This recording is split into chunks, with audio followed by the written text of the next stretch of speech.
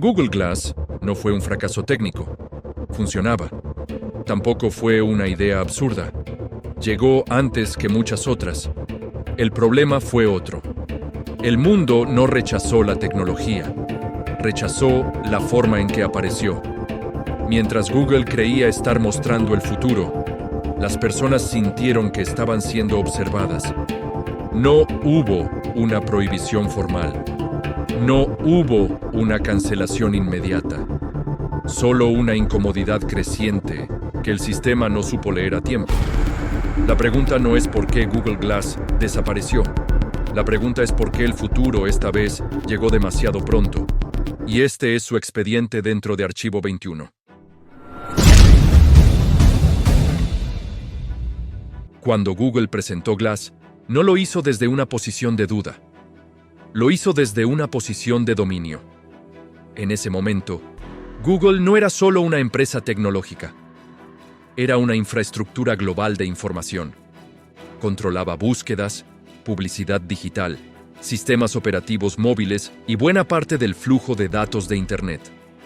Su capacidad para anticipar tendencias estaba probada. Su capacidad para escalar productos también. Nada indicaba que esta vez fuera diferente. El contexto tecnológico parecía favorable. Los smartphones ya habían cambiado la relación con la tecnología. Las cámaras eran ubicuas. La geolocalización era normal. La idea de dispositivos portables empezaba a ganar espacio. Google no estaba proponiendo algo completamente ajeno. Estaba proponiendo un siguiente paso. La premisa era clara. Si el teléfono había llevado Internet al bolsillo, Glass lo llevaría al campo visual. La información dejaría de consultarse. Estaría disponible de forma constante, superpuesta a la realidad. Desde la lógica interna de Google, la propuesta era coherente. Más acceso, menos fricción, más datos, más contexto. El poder de Google no residía solo en la tecnología. Residía en su capacidad para normalizar comportamientos. Había logrado que millones de personas aceptaran que un sistema registrara búsquedas, ubicaciones, hábitos y preferencias a cambio de conveniencia. Glass se apoyaba en ese precedente. Si la gente ya aceptaba ser observada a través de un teléfono, ¿por qué no a través de un dispositivo aún más integrado? Esa fue la pregunta implícita. El lanzamiento no fue masivo. Fue selectivo. Google presentó Glass como un producto para exploradores, desarrolladores y visionarios. Personas dispuestas a probar el futuro antes que el resto. El dispositivo no se ofrecía como un objeto de consumo inmediato, sino como una señal de lo que vendría. Ese encuadre reforzaba la autoridad de Google. No pedía permiso. Mostraba dirección. Desde dentro de la empresa, Glass no era un producto aislado. Era una extensión lógica del ecosistema. Integraba búsqueda, mapas, cámara, notificaciones y datos contextuales en un solo punto. El usuario no tenía que sacar el teléfono, solo mirar. El poder estaba en la integración. Google no necesitaba convencer a todos. Le bastaba con marcar el camino. Los antecedentes reforzaban esa confianza. Android había sido adoptado a gran escala. Servicios como Gmail, Maps y YouTube se habían vuelto esenciales. Cuando Google empujaba una tecnología, el mercado solía seguir. Glass parecía el siguiente capítulo. El discurso no hablaba de vigilancia, hablaba de eficiencia. No hablaba de control, hablaba de utilidad. Capturar momentos, recibir información en tiempo real, registrar experiencias sin interrumpirlas. Desde la lógica del diseño, todo encajaba. Pero el poder tecnológico no siempre se traduce en aceptación social. Y esa diferencia no estaba en el centro del análisis. Google evaluaba Glass como una evolución funcional. El mundo lo evaluaría como un cambio cultural. Ese desfase todavía no era visible. En el momento de su presentación, el dispositivo generó curiosidad y fascinación. Las imágenes de usuarios grabando desde su perspectiva parecían una demostración natural del futuro. No había aún rechazo organizado, solo sorpresa. El sistema asumió que la adopción sería progresiva, que la incomodidad inicial se diluiría como había ocurrido con otras tecnologías invasivas en apariencia. Pero había una diferencia clave. El teléfono se guarda, Glass no. La cámara del teléfono se activa. Glass parecía siempre activa. La tecnología dejó de ser una herramienta visible y pasó a ser una presencia constante. Y esa presencia no estaba bajo el control del observador, sino del observado. Google tenía poder tecnológico, tenía precedentes de adopción, tenía legitimidad como innovador. Lo que no tenía era lectura fina del límite social. Ese límite no estaba escrito en ninguna regulación. No estaba definido por una ley. Estaba en la percepción cotidiana. Este bloque no muestra el rechazo. Muestra por qué, desde dentro del sistema, parecía lógico avanzar. Porque el error no suele ocurrir cuando una idea es débil. Ocurre cuando una idea es demasiado coherente con la lógica interna y demasiado ajena a la externa. El quiebre todavía no aparece, pero ya está preparado. El quiebre no ocurrió el día del lanzamiento. Ocurrió en el uso cotidiano. Cuando Glass salió del escenario y empezó a aparecer en espacios reales, algo cambió. No hubo una reacción inmediata ni coordinada. Hubo miradas incómodas, gestos de desconfianza, silencios. La tecnología funcionaba, el sistema social no.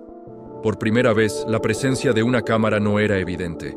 No había un gesto claro que indicara cuándo estaba grabando y cuándo no. No había un límite visible entre observar y registrar. Esa ambigüedad alteró la dinámica básica de interacción. Las personas no reaccionaron contra Google. Reaccionaron contra quien usaba Glass. Restaurantes, bares, eventos públicos. Eventos. El dispositivo empezó a generar fricción social. No por lo que hacía, sino por lo que podía hacer. La percepción de vigilancia no necesitaba confirmación. Bastaba la posibilidad. Google subestimó ese punto. Desde su lógica, la cámara ya estaba normalizada. Los teléfonos grababan en todo momento. Las redes sociales exhibían vidas completas. Glass no agregaba una función nueva, agregaba comodidad. Pero el cambio no era técnico, era simbólico. El teléfono es una herramienta que se activa. Glass era una presencia. El usuario de Glass no parecía estar eligiendo grabar. Parecía estar siempre listo para hacerlo. Esa diferencia fue decisiva. La incomodidad se volvió narrativa. Surgieron apodos. Glass Hole. No como insulto aislado, sino como señal cultural. El dispositivo empezó a asociarse con invasión, privilegio y desconexión del entorno social. No hubo una campaña en contra. Hubo rechazo distribuido. Google intentó responder desde el diseño. Indicadores luminosos. Ajustes de interfaz. Mensajes de uso responsable. Todo apuntaba a explicar el producto, no a repensarlo. El problema no era falta de información, era falta de consentimiento social. El dispositivo había cruzado un umbral. Había pasado de ser tecnología personal a ser tecnología interpersonal. No solo afectaba a quien lo usaba, afectaba a quienes lo rodeaban. Ese impacto no estaba contemplado en la estrategia inicial. Mientras tanto, la narrativa pública empezó a cambiar. Glass dejó de ser el futuro y empezó a ser una curiosidad incómoda. No porque no funcionara, sino porque nadie quería ser parte de su normalización. El sistema seguía creyendo que el tiempo resolvería la resistencia, que la exposición generaría habituación, pero la habituación nunca llegó. Cada aparición de Glass reforzaba la sensación de extrañeza. Cada video grabado desde la perspectiva del usuario recordaba que el observador ya no estaba separado del dispositivo. El límite entre persona y sistema se volvía difuso. Google no supo leer esa señal a tiempo. Internamente, el proyecto seguía avanzando. Se invertían recursos, se ajustaban versiones, se buscaban casos de uso, pero externamente, la adopción se estancaba. No había demanda orgánica, no había entusiasmo espontáneo. El problema no era precio, no era rendimiento, era aceptación. Cuando comenzaron a aparecer restricciones informales, lugares que pedían no usar Glass, espacios que lo prohibían sin regulación oficial, quedó claro que el rechazo ya no era anecdótico, era práctico. La tecnología había llegado antes que el acuerdo social necesario para sostenerla.